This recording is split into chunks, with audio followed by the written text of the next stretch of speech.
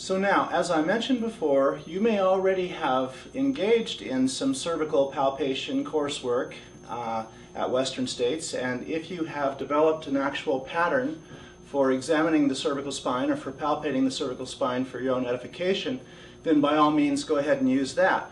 I'm going to be running through a few basics here for the purposes of this particular material, and just talking about things as they come up, and asking questions and looking for feedback. So if you have your subject in the supine position like this, the very first thing that I would do is simply grasp the head very gently, place your index finger or your middle finger at the very base of the skull, and feel the suboccipital muscles attaching to the occiput. Be very gentle, of course. Don't use too much pressure, and don't hold a patient or your model in any one position for too long. So get a feel for the base of the skull, for the very bottom of the occiput. See what that feels like. See if there's more tension in the muscles on one side or the other. Then move your fingers up just a little bit to right below the earlobes and palpate the mastoid processes. Palpate both sides at the same time. Think about the anatomy that you're palpating. Which muscles attach to the mastoid process right here? And what is the significance if there's a tiny little bump on one side or more tension on one side than the other? See what that feels like. Do both mastoid processes feel the same? Ask your partner if there's any tenderness as you palpate along the bottom of the mastoid process and the attachments there. What is that origin?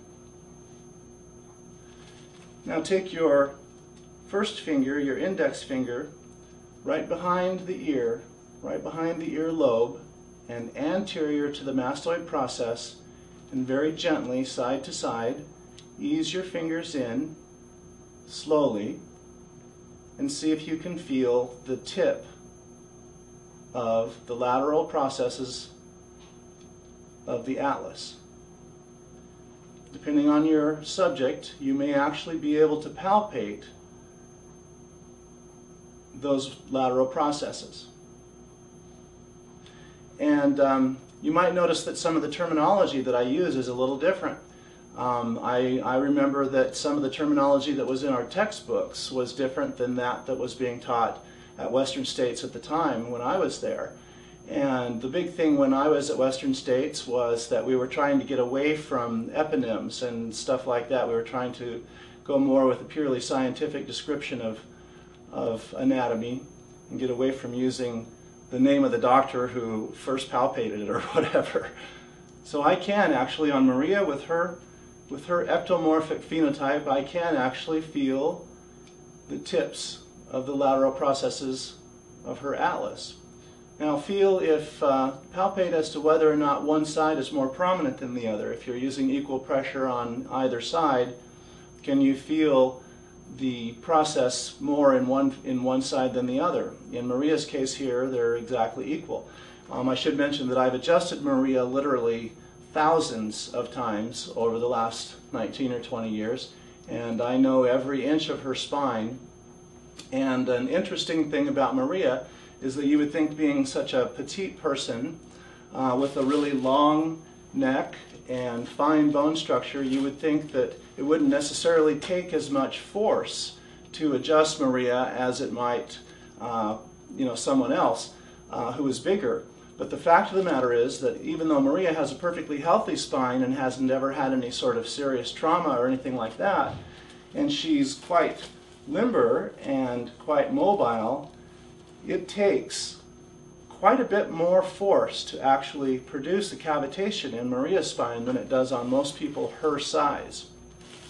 Now that we've palpated the tips of the atlas here on either side, let's move up to the jaw, the base of the mandible here, and go straight up to almost directly in front of the tragus on the ears, and palpate the temporomandibular joint.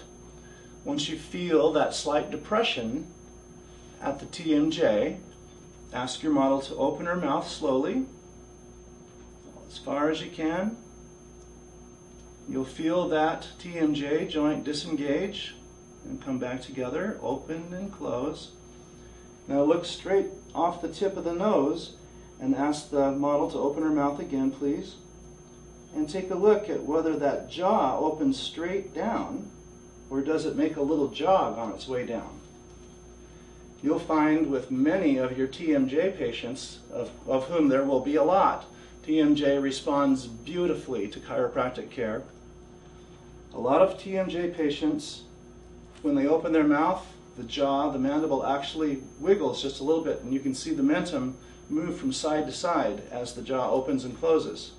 And even though Maria doesn't have any temporomandibular joint problems that I'm aware of, you can definitely see the mentum on Maria as she opens her mouth. It starts to move left and then right and then back to neutral. Okay. Now let's move to just under the mandible. We're palpating here the soft tissue immediately lateral to the thyroid cartilage. And what are we looking for here? This would be where you would find maybe some swollen lymph nodes. If the patient has had a cold recently, you might even feel some bead-like structures in the tissues that could be acutely inflamed lymph nodes, or they might actually be lymph nodes who have been killed in the line of duty and have even calcified maybe and are permanently but benignly lumpy. Okay, now let's move on. We're going to look at the SCM muscle. If you have the patient lift her head slightly off the table, you can see how the SCM origins and insertions will become prominent. Move your fingers down. Go ahead and drop your head back down there. Find the sternal notch, the very tip, or very superior aspect of the manubrium.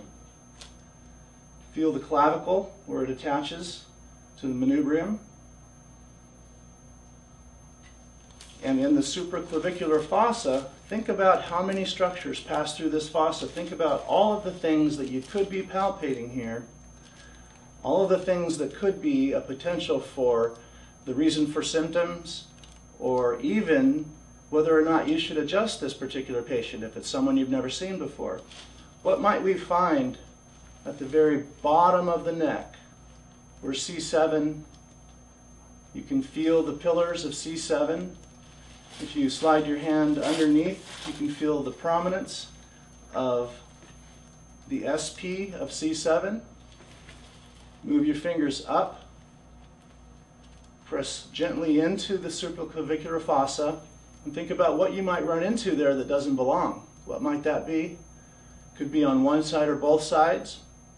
It could be quite prominent or barely palpable, but you're going to find that a lot of your patients will have a cervical rib.